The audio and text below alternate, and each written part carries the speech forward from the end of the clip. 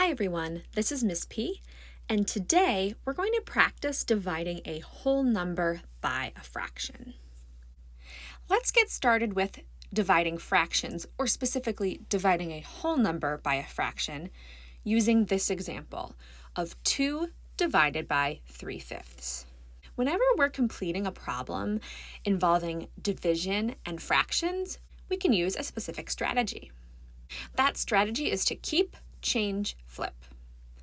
Remember, keep, change, flip represent the 3 parts of the problem. Keep the first part of the problem, or in this case, the whole number 2, change the second part of the problem, the operation, and then flip the next part of the problem. Let's get started with these steps. First, we're going to keep the first part of the problem, or the whole number 2. Since we're going to be working with this equation as fractions, we're going to write the whole number 2 as a fraction. And remember, any whole number can be written as a fraction by making that whole number the numerator and then making 1 the denominator. Next, we're going to change or switch the middle part of the equation. The operation in the original equation is division, so we're going to change or switch that to multiplication, which is the opposite operation of division. Finally, we're going to flip the last part of the equation, 3/5. To flip simply means to take the numerator and move it to the place of the denominator, and take the denominator and move it to the place of the numerator. You sometimes might hear this called finding the reciprocal of a fraction. So we flip 3/5 into 5/3.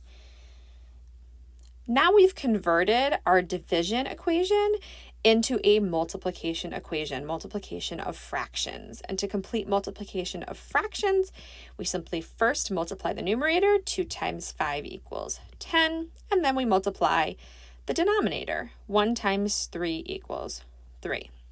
This gives us an answer of 10/3. You probably notice right away that 10/3 is a fraction greater than 1, sometimes called an improper fraction. All that means is that the numerator is a larger number than the denominator. When we have a fraction greater than 1, we should simplify it into a mixed number or whole number. To do that, we take the numerator of 10 and divide it by the denominator of 3. How many groups of 3 make up 10? Well, we know that 3 groups of 3 comes closest to making up 10. 3 groups of 3 equals 9, so that gives us a whole number of 3. And then in order to make 10, we need 1 more. So we're going to put 1 more in the numerator here, and then we'll carry over our denominator of 3. So 10/3 simplifies to 3 1/3. Now that we have solved and simplified the equation as it was converted to a multiplication problem, we can apply all of that work by taking our answer and moving it up to say that 2 divided by 3/5 is equal to 3 1/3. Let's try this strategy again using the equation of 3 divided by 9/12. First, we're going to keep the first step of the equation, the number 3, but since this is a fractions division problem, we're going to convert the whole number of 3 into a fraction, so 3/1. Next, we will change the operation of division to multiplication. Finally, we will flip the fraction of 9/12 to 12/9, or 12/9. Now that we've converted our division problem into a multiplication problem, we can solve across. First, the numerator, 3 times 12 equals 36, and then multiply the denominator, 1 times 9 equals 9.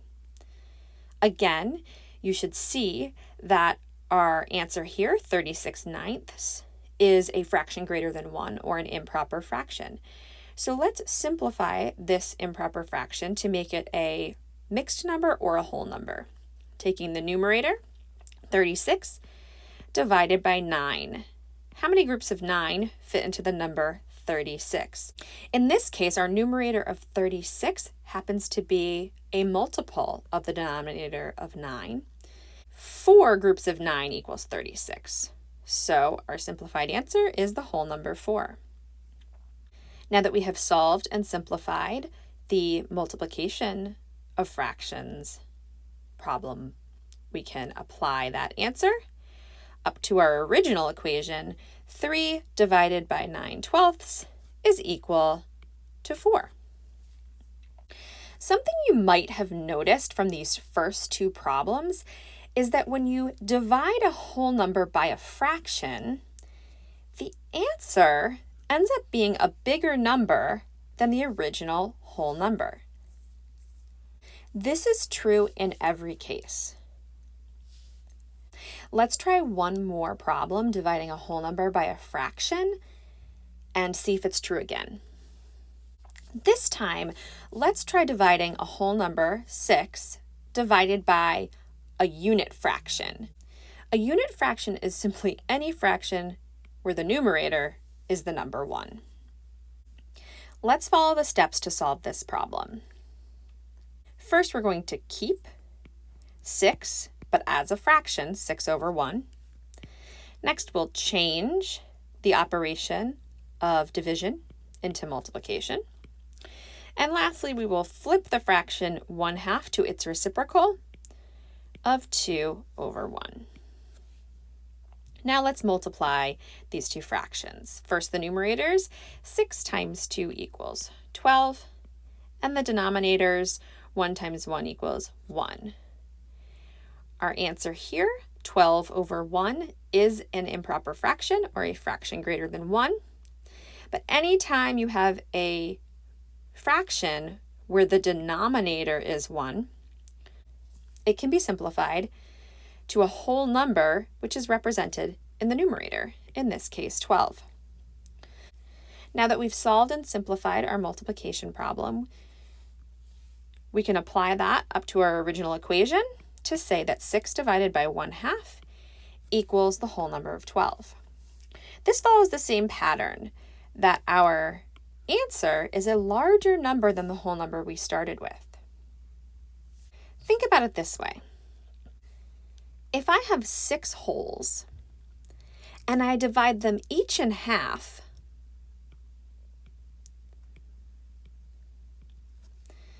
I will now have 12 separate parts.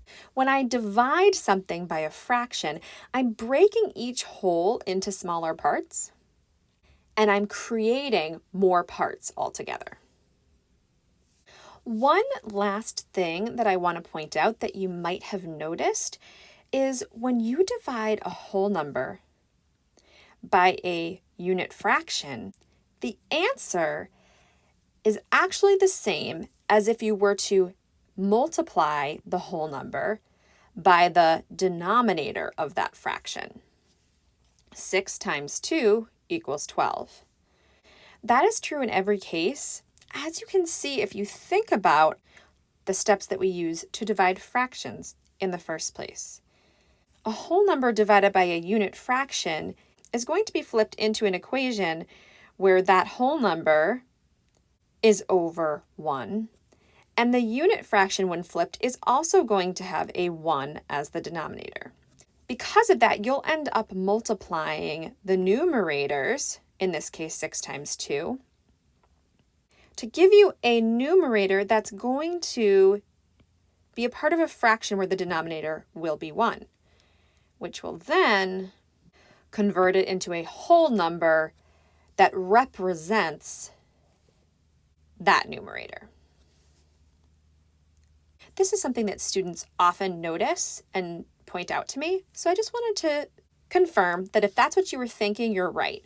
But just be sure that you understand that that only works with a whole number divided by a unit fraction. But keep in mind, anytime you're dividing fractions, think about that strategy to keep, change, and flip.